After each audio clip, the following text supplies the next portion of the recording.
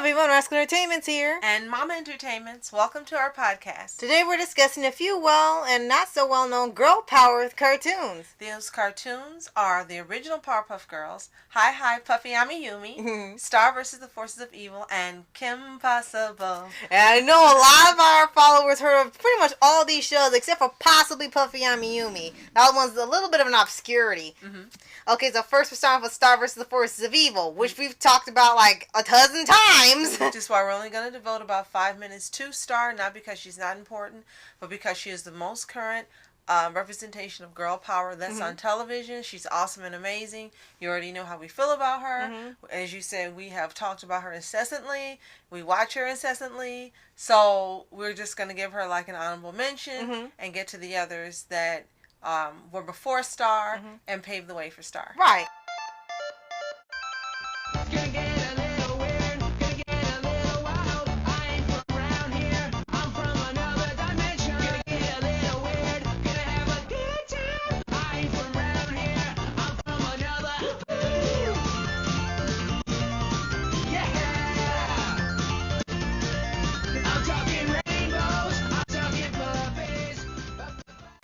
And if you like, for the recommendations, if you really like fast-paced comedy, action, fantasy, anime-inspired cartoons, this is definitely for you.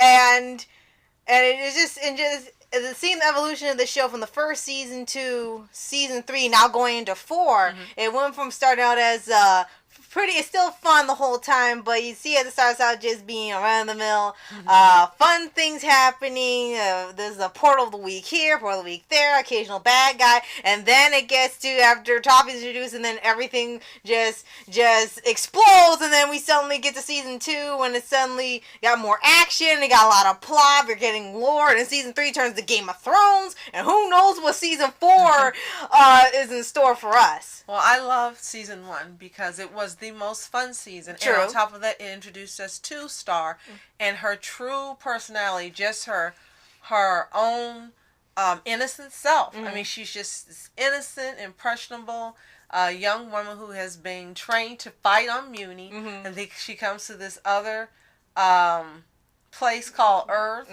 and she thinks it's going to be just as, the same way that Muni is, but she learns it isn't, but she has this innocence about her. Yeah, everything fascinates her. Right, and then she finds Marco, who just happens to know how to defend himself. Right. And which was a first for a cartoon like this. Usually there's always one fight and one can't, but this is the first time where both characters can fight. Right, and she just had this innocence about it, and she just knew, hi, you're going to be happy I'm here, and we'll make this work. And true to form, when she thought that he didn't want to do it, and she says, I'm sorry, you didn't ask for this, neither did I'll just go back home. And you got to find out in just that short amount of time, Star Butterfly, who she is, her values, what she believes, her love of life, her love of people.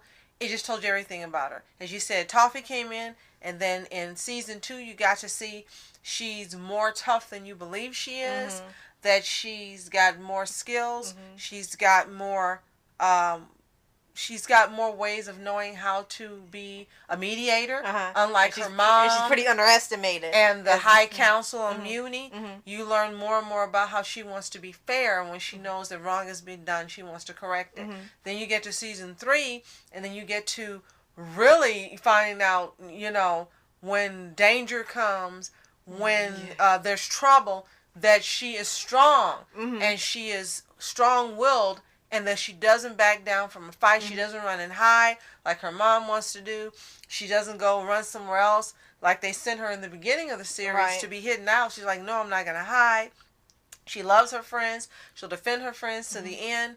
And you also find out, in true girl power fashion, all women who are strong, all girls who are strong, always have one thing that they're weak in. And she does not know whom she loves, whether it was Marco or Oscar, who can go to the moon. So It was just wonderfully done. Star is the ultimate girl power representative, and I love Star Butterfly. Well, luckily, and Eden Shear. Yeah, it looks like that's starting to finally get resolved. Looks like in season 4 we're gonna get the conclusion to this whole love subplot and the shipping and stuff, because a lot of people have said, especially on there, said it looks like it's about to come to an end, and we're finally gonna get the one true ship of the show.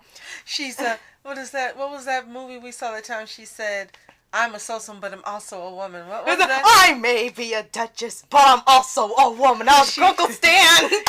So she may have girl power, but she's also a girl. And one thing we'll point out is that the fact it is girl power cartoon. No doubt about it. I think Disney was targeting this so much for girls, but much like My Little Pony, it's gotten a lot of male fans, and mostly teenage male fans or adult male fans, and I think that's an awesome thing. Anyone can watch it. And my last thing is I want to ask you 2 questions that I want to ask you for a long time. Okay. Before we move on. Don't put me on the spot here. Okay. Yes. Okay. The first one is I've seen so many comments from the start of season 3 which have kind of slided down, so I don't know if they changed their mind or not. There were a lot of comments saying that Marco has become unlikable, a jerk, and can't stand him this season. No, I'm sorry. That's a lie. Marco is the same Marco. Just for a little bit, he got carried away with being... He thought he was going to be a knight, and it was just, to pacify him and send him on his way back to Earth. You know he's got a little self-esteem. But after it was pointed out to him that he was not being true to his friends and he was being a little big-headed, Marco got himself together. These people that are saying this, you just don't like Marco anyway, and guess what? Don't know, don't care. How's that? I'm like, how? I saw so many comments saying that, he's such a jerk. He's going to be the next villain because he's such a douchebag. I'm like, okay.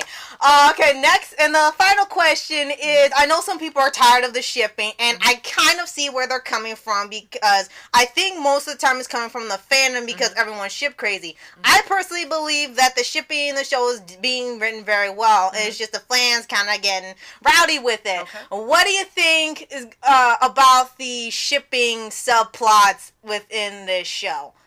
Doing the best they can. For me, they're fine. I mean, there's a whole ton of them. They, Marco's with everybody. He's the ultimate shipper.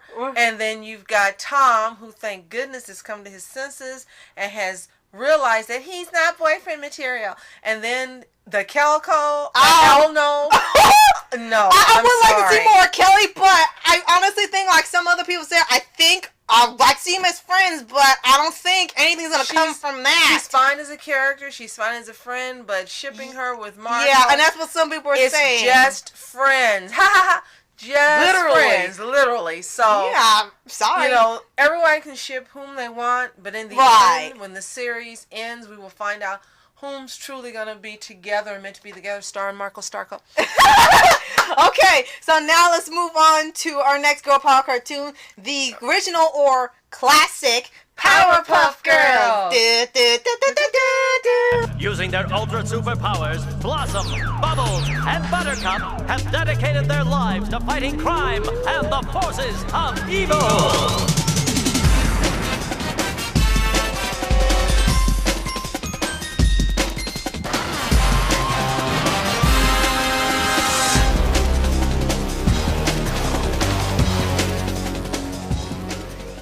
That show was awesome. We've also discussed this one before, but there's no way you're going to have a girl power podcast without mentioning the original Powerpuff Girls. They were adorable. They were cute. They were little girls who knew how to kick butt. They were created by their dad in the lab. He loved them, loved them, loved them. And what was so funny about it is they could go and they could kick butt and they could do saving the world and all of this, or saving Townsville. They had to be in bed by a certain time. They had to clean their room. They had to do their chores. They had to be respectful and all these other little things. And that was what made it wonderful, that they were powerful and they were strong, But they were still little girls who loved their daddy. Right. And it's made such an impact on animation and pretty much pop culture altogether.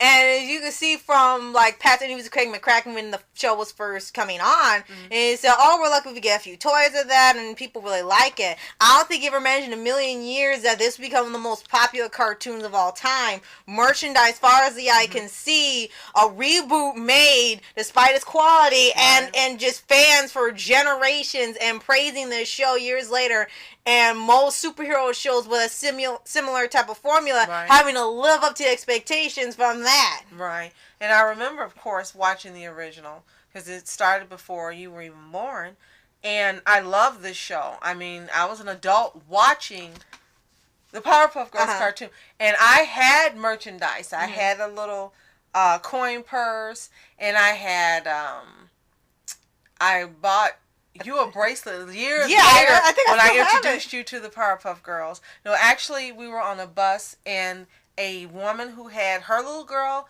stole the bracelet off your arm. Oh, wow. I noticed it was gone off your arm, and then I look and I see it on her daughter's arm. Oh, well, wow. But still, the point was, I love the merchandising. It was smart. It was really, really smart to have all these things that are only little girls who were watching during that time, you know, then and later on in reruns, adult women, and there were even guys who loved this. I mean, seriously, this cartoon was well loved. It was smart.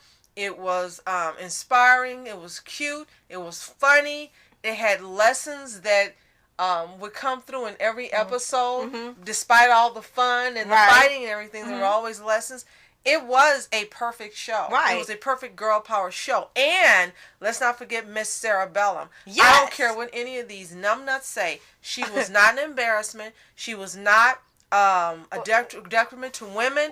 I love Cerebellum. Yeah, they drew her sexy, but she was smart. She was actually brilliant. She had more sense than the mayor. She was strong. And she would guide the girls when they needed guidance.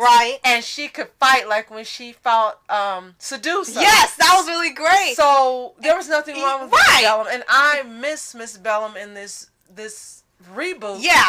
Yeah, we'll shortly explain it. They did a reboot last year, I think, of last year, and the director decided to take out Miss Bellum, saying that she was sending out the wrong message or something. No. And a lot of people have said, they said no one ever complained about Miss Bellum whatsoever, and there were never any guys that were saying like things that they wouldn't approve of. They everyone saw Miss Bellum as a strong woman who actually was the one who kept the city being run because the mayor's an idiot. Yeah, and I think they were expecting one group to say something, and that group never came up. Everyone approved. And her voice actress was also perfect. She had the perfect tonal quality to her voice.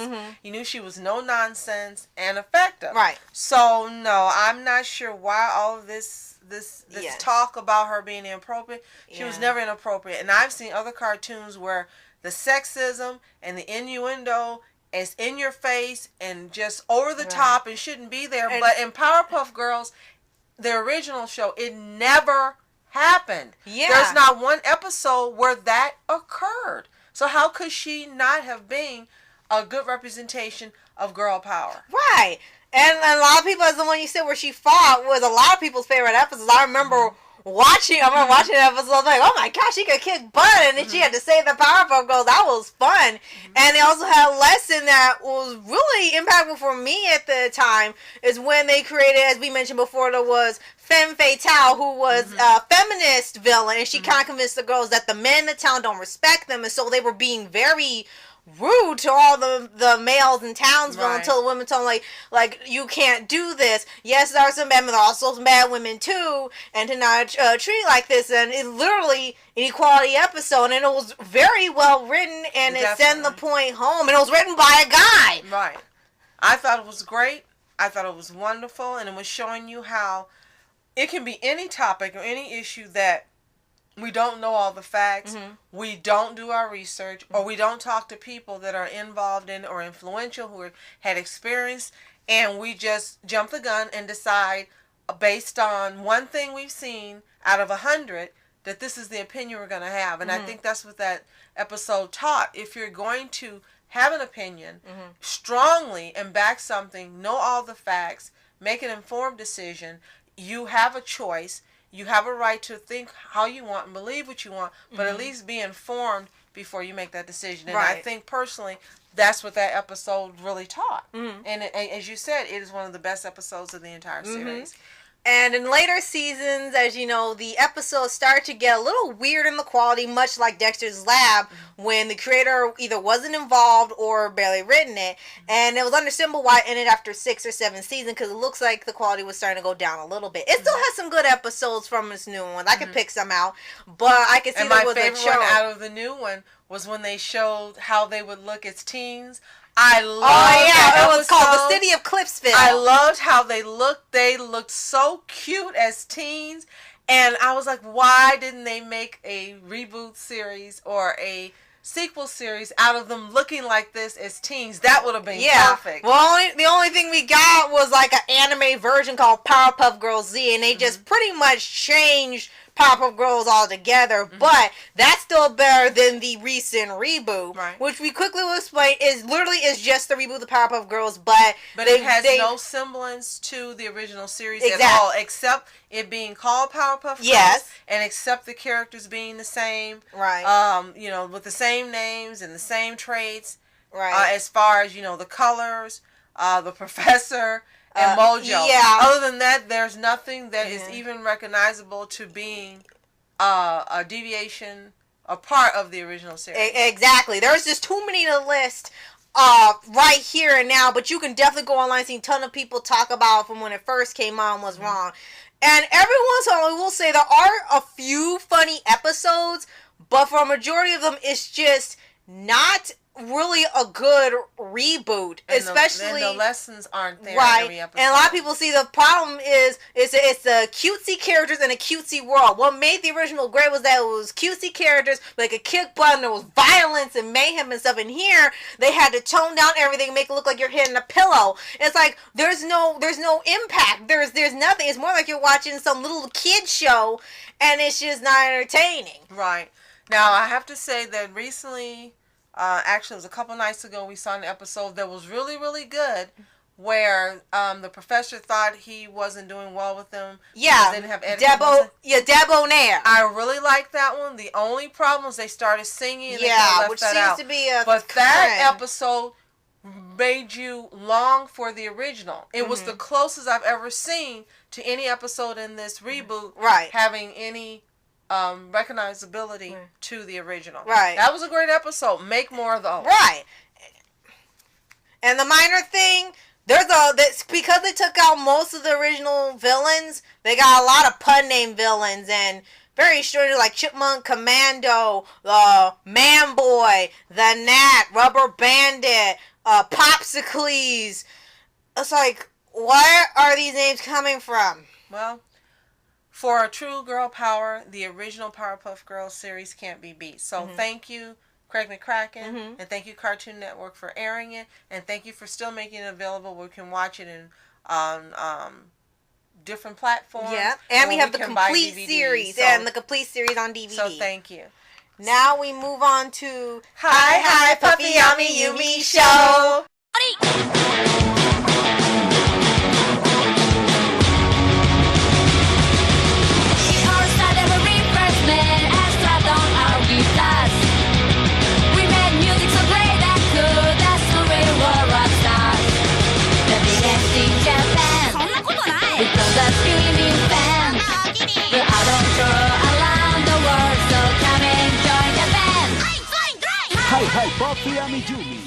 Now, if you don't know, this is a cartoon based off the band Puffy Yumi, who you may know for singing the theme song for Teen Titans, and that's where they skyrocket popularity. English and Japanese. And they skyrocket popularity just for that song in America.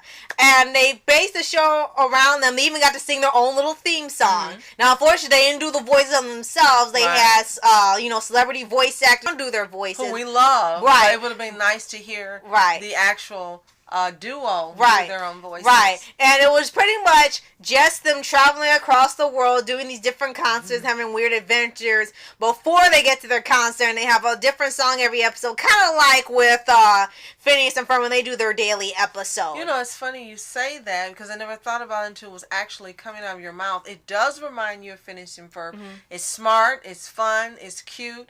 It was just mayhem and crazes, and their manager was a lunatic. But it was such a great show. Yeah. And there hasn't been anything on television, cable, or any network like it since. I miss Hi Hi Puffy I'm You. Yeah. I wish they would bring it back in cartoons or make it available for sale for the entire series. It was great, great cartoon. Because not many people know about the band now. Because like they start with Teen Titans, then it got to a show, and after that was it. Right. The last thing you've heard from them is when they did their own cover of a Teen Titans Ghost song, The Night Begins to Shine. They brought them back to do a cover of that, which I thought was great. Right. But I think people want to hear this band again because of how much an impact not only the show made, but the band itself and the song, and it's become just iconic for superhero fans as well. Right. It was also, they were very influential on the music scene because before then, really, besides, I think from what I understand from history, the only Japanese influential song was made by a group in the 60s, and the song was called Sukiyaki. But up until the time of Puffy Puffy Yumi, there had been no other Japanese artists in American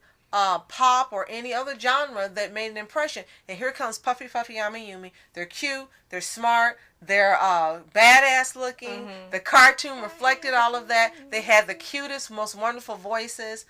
They could sing in harmony.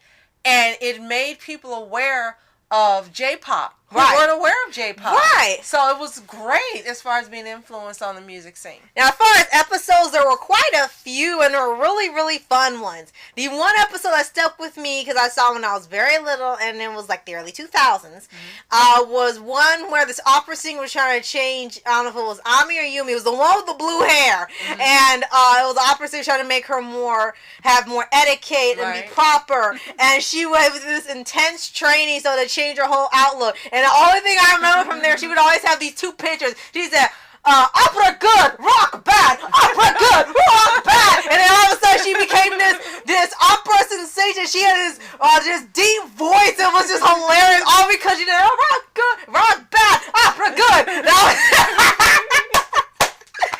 Oh my goodness. But yes, we recommend watching this show. We don't know if it's on DVD, but there should be the intro and episodes on YouTube if it's not available on DVD. It should be for you to watch. Just a little while ago you've seen it, and just seeing the intro part that we show you, you can see it looks very fun. The animation was great. It was just a show that I wish it never been taken off of television until it was time for it to go. And again, I wish we had it available. Also, like, they were part of the Cartoon Network lineup when they had the CN City, which was this era where they had these cartoons living together in this one big city, and all their iconic places and stores were in one town. And then they pretended I was in the real world. And Puffy Yumi was, I guess, the local celebrity band, and they would be playing everywhere all across the city, and they would have big fans from other shows. One of them tried to play their instruments, like Eddie tried to play their instruments. They tried to sell their tickets, like scalping them, and like, hey, you want some Puffy Yumi tickets? Like, it was really fun. They had rock concerts in the summer. So whether in the show's universe, in the Cartoon Network universe, and in the reality universe, they were popular no matter what or who was listening to them. And I thought that was hilarious. They were known in every reality. And they also, two other things. And as far as the music itself, they wrote their own lyrics. So again, this is like their show, and everything about them was Ultimate Girl Power. But also the manager in the show, he was always trying to undertake these crazy schemes, and he was the one that was the nutcase, and Puffy Yumi was the voices of reason. Right. And they were the crazy rock band, J-pop band. And they were the voice of reason whenever they dealt with this crazy manager. Now, it also still kind of put you in mind of Powerpuff Girls, because he was like the mayor. He was the idiot. Right. They were the double voice of reason. Right. And I remember that about it, and it was always hilarious when they would have to get this nutcase out of trouble, or they have to get themselves out of trouble, because he would put them in these precarious positions where he would promise they could do this and they couldn't, or they would be 10 million places and they couldn't. Right. And they also fought villains. So yeah. It was just great. Yeah. And there was another one where with the manager, they had this critic who was a music and a food critic, and they thought it was the manager in disguise trying to mess with them, or they're putting some scheme, so they kept serving him awful food and treating him badly, just like to teach him a lesson. And then they find out, like, wait a minute, how are you here when you're here? But you're here. You're supposed to be here. That's not you. And then they had to go fix him all this lavish food and stuff, so he wouldn't, fire them or ban them from playing anywhere else. And they had to fix him. I was like, that's not you. Oh no. But it was fun, smart, and again, just an ultimate representation of girl power. So we hope that you're able to find this to watch. And what we're going to leave you with now is just their rendition of doing the Teen Titans intros and the Japanese. So enjoy, and then we'll be back with the ultimate girl power cartoon, Kim Possible.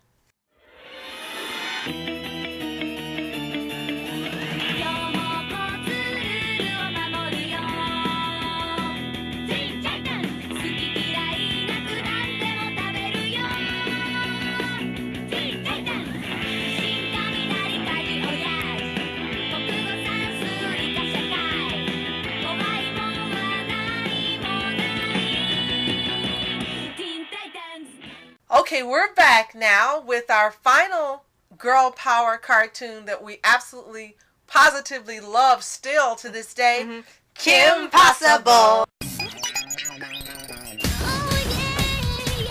I'm your basic average girl, and I'm here to save the world. You can't stop me 'cause I'm Kim Possible. There is nothing I can't do. So in danger, 'cause just know that I am on my way. It doesn't matter where or when there's trouble. If you just call my name, Kim Possible. And one thing you'll remember about this show, if there are some people who haven't seen it, they'll always remember the theme song. Yes. It's like the most... Sang by Christina Milian. Yes. And it's one of the most catchiest theme songs ever created. It's like DuckTales level of catchy. Because I've heard people say, I was on the bus and I started singing that, people start looking at me funny. And I know you remember, even now I'll sometimes, break out and sing it, but you remember I was singing over and over. It was just smart, well written, and perfect, and her voice was perfect for singing it. But yes, you're right. It is one of the best theme songs ever, which is going to be part of our 30 best theme songs podcast coming up in June. Yes. But yes, Kim Possible theme song got you ready for the cartoon itself. And in that brief intro, it let you know what she was about, that she was smart, she was pretty, she could defend herself, and she was an ultimate icon of girl power. Right. And, okay, so for the ones who don't know what the show is about, it's about a teenage girl, Kim Possible, who has who has a friend named Unstoppable, and his pet naked mole rat with Rufus. Yeah.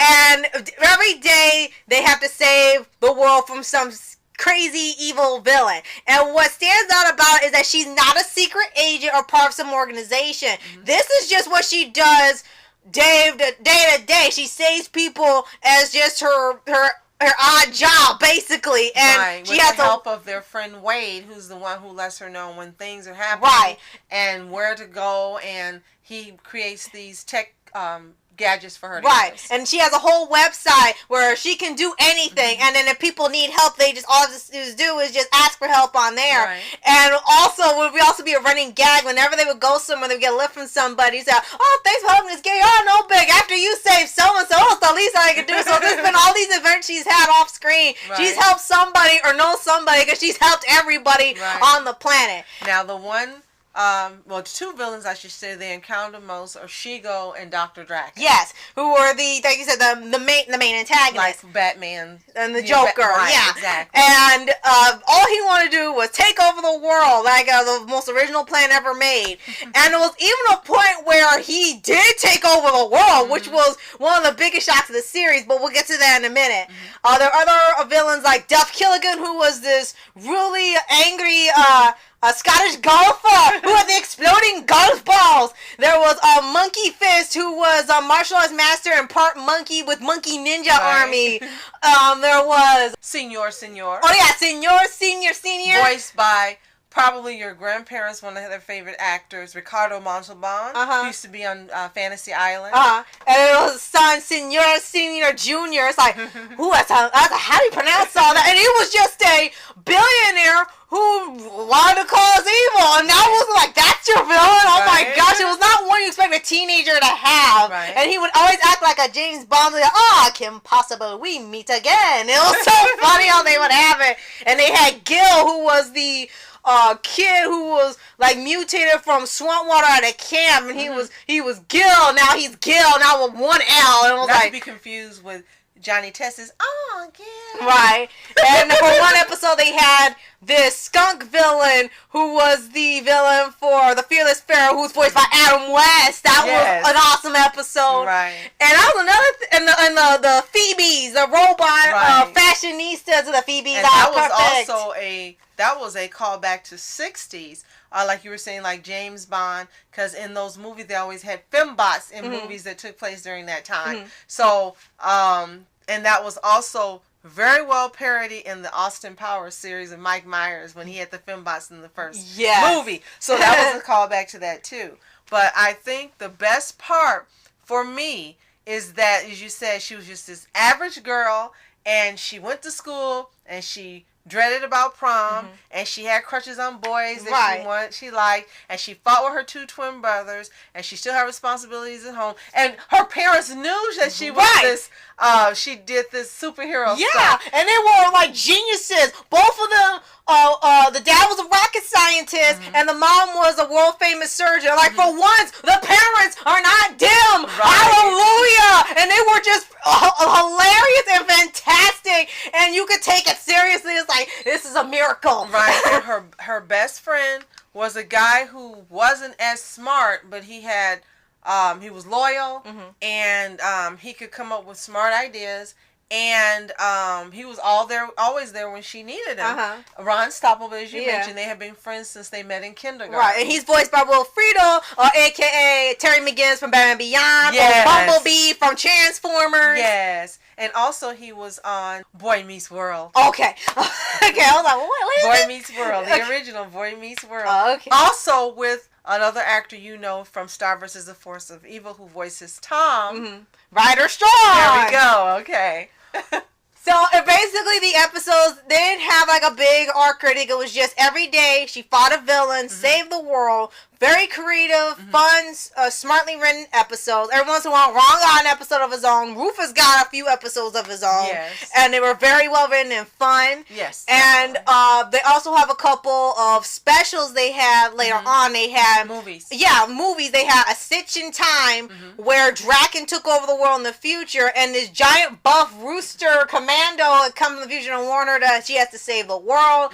And all this coincided with having the path of Ron moving away. And she being really sad about it, and all this was coming together. And Rufus was voiced by Michael Dorn. Yeah, I was like, oh boy, look, I guess I called back to I Am Weasel. Right. And and then they had the Kim Possible movie, so the drama, which was really supposed to be the end of the series, where Draken, we mentioned before, Draken actually succeeded in taking over the world, and she almost couldn't stop him. And we won't spoil anything in case you want to see it. Right. And that was supposed to be the end of the series, due to what happens in it. But then, due to the push of fans wanting a season 4, the creators decided to do one more season where they could close it out for good with her graduating, and it just picked up exactly where the movie left off.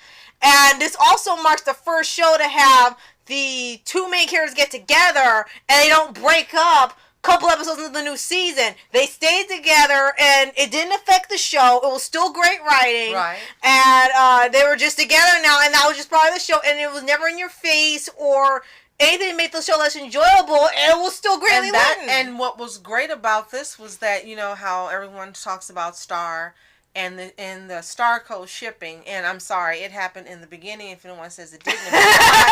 But the thing here was that Kimmy did not like Ron in that way. You could tell Ron had a crush on her, but she didn't have a crush on Ron. So this gradually came to where she realized she liked all these guys and she wanted to date, and the perfect guy for her had been in front of her since kindergarten. And that was great. It was a breath of fresh air because, as you said, they didn't throw them together from the beginning. Right. You didn't expect it, but once they got together, they stayed together, but they had this history that had gone on since they were 5 years old. So it wasn't just great. Right. And also another great thing, which you could see when Star did it, is when they liked other people, they always supported each other. When they related with someone else, they always supported each other. Help them get that guy, help them get that girl. Right. Every single time. And that was a great way of doing it. And you could see that in Star, where even though the person was together and they liked them, never sabotaged it. You could tell they might have been a little jealous, but there was never a point where the character will become degradable in either show and try to sabotage it. And I think that's a great thing they picked up from that show and what the show had originally. Now, I think another great thing about Kim Possible is when she needed help, she took it. She was, you know, she was an ultimate icon of girl power, but she wasn't afraid to say, I need help. Help me. Can you help me do this? And we need to also give a shout out to Raven because she was the voice of her best friend. Yeah, her Monique. female best friend, Monique, right? Yeah, and she was a great character too because you can hear all the sass of That's So Raven in her voice.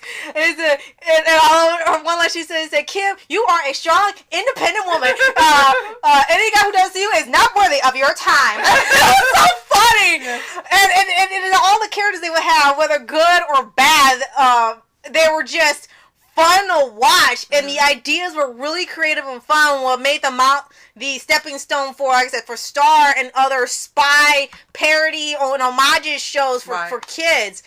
And we cannot stop talking about this without mentioning the upcoming live-action Kim Possible movie that will be out, I think, this year, because they've already chosen the two actors they want to play Kim and Ron, which we were kind of surprised who they took, too. And it's going to be interesting to see how they translate this to live action and what they do with the characters. So we're excited to see what's going to happen and how they're going to make this enjoyable for us with live action actors, you know, playing the roles. And I really do hope, really, at some point they have Will Friedle, and I think her name, forgive me, Romano Carlson was her last name. I can't remember. Christine, thank you.